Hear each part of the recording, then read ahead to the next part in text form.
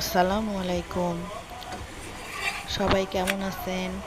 আমার যত শুভাকাঙ্ক্ষী ফলোয়াররা আছেন, আপনাদের সবাইকে আমার প্রাণ ঢালা শুভেচ্ছা ও ভালোবাসা। সবাই কেমন আছেন? এবং ঈদের পরে আপনারা কি আমার মতো এইভাবে রুটি ও নিহারি বানিয়ে খেয়েছেন? তো আজকে আমি আমার পরিবার নিয়ে কিভাবে রুটি বানিয়ে নেহারি দিয়ে খেয়েছি সেটাই আপনাদের সাথে শেয়ার করলাম। আপনারা কে কে আমার মতো এভাবে নেহারি রান্না করে খেয়েছেন রুটি দিয়ে অবশ্যই জানাবেন। আপনাদের সবার প্রতি আমার অনেক অনেক কৃতজ্ঞ ও ভালোবাসা রইল।